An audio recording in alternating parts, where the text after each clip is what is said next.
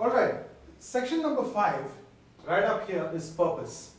So if you notice, we're building the whole thing ground up, right? And you need both, which is you need to build it ground up, but you also need to check top down whether it makes sense. Don't worry, we'll do that with time. Now, purpose is asking the question, why do we exist? And typically companies exist to challenge a certain overall category. So let's say you're a kindergarten school, right? Your overall category can be education because that will give you enough space to play. So the purpose piece breaks down into the overall category, and the second is it breaks up into how do you want it to change? Do you want to challenge a trend? Do you want to accelerate a trend? For example, let's say you're making electronic cars, right, or electric cars, and you want to make more of that. So you exist to accelerate the move from fossil fuels to electric cars. And the second one is a category complaint. A category complaint is a complaint a customer has against everybody in the category. And in our research, that is the most common pattern behind hacker brands and breakthrough businesses, which is they own a complaint that customers have against everybody in the category.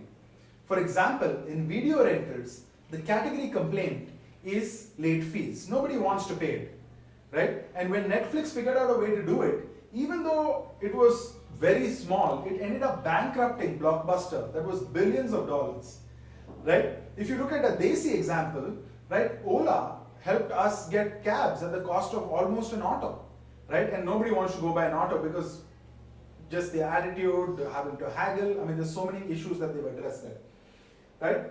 So purpose is about the question, why do we exist? The sixth one is, I'll just touch upon it, don't do anything about this, we'll do this when we meet, is called a leverage map. Now what you've done is, through the client roadmap and the value chain, you've got a set of opportunities. But that doesn't mean you should take all of them. What we suggest instead is to map it out. So it's almost like a table, right? A row and column. And we'll pick the opportunities that make sense for us. And then we will look at this key idea of leverage, which is, what are the connections and resources we already have to make those things happen? Okay? And it will look like a spider's web with each opportunity being supported by other opportunities. The idea being that good strategy isn't just good opportunities, it is how all the opportunities fit together. And this is very much an art. So what we suggest is, if you've done the value chain and you've done the customer roadmap, don't worry about this. This goes in number 6. Number 7 is your ideal org chart, right? So this is really thinking about what your organization needs to look like when that kind of a future is getting delivered.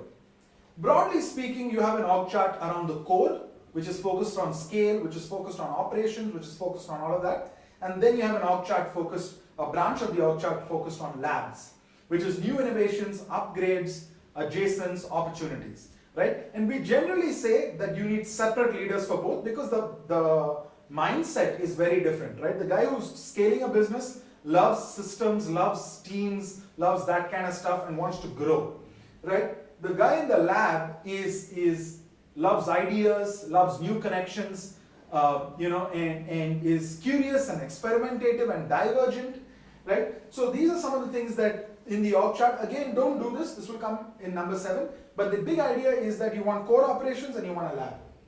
The last one is your quarterly challenge. So remember, we broke our milestones down to what to do in 90 days in terms of a result. You then break it up into projects. Those projects come from your leverage map, which is basically you pick one of these barriers and turn them into a project, right? And those projects break down into little bits, which is weekly actions that you take.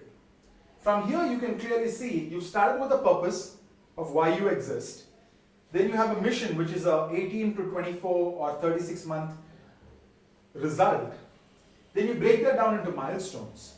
And the milestones break down into the next 90 days. The next 90 days break down into projects. And the projects break down into weekly actions. And in this way, the company is aligned and working together.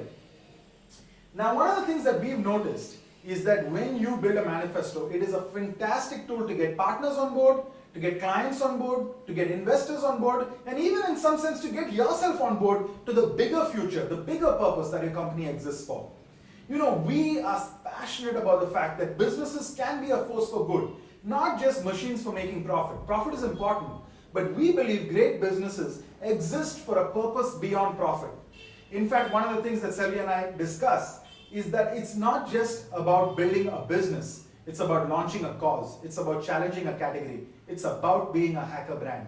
A brand that customers don't think there is a substitute for. A brand that's the only one that does what it does. We know that's a high standard, but hey, if you're in the mastermind, that's what you love about the approach. So I look forward to building this with you. And I want to close with a little bit of a quote from Michelangelo, who was once asked, how did you build such a beautiful statue of an angel? He said, I looked at the marble and I realized that there was an angel inside it. And then I chipped away everything that was not the angel. That's a bit of how we create the future, which is we have a picture of what it looks like and then we start chipping away at whatever is not the core thing that we want. So I look forward to doing the work with you. Fill up what you can as best as you can, right? Just focus on the next step. If you're on step 5, just focus on 5. Don't worry about 6, 7, and 8, right? So the key is to stay energized and not overwhelmed. We look forward to meeting you.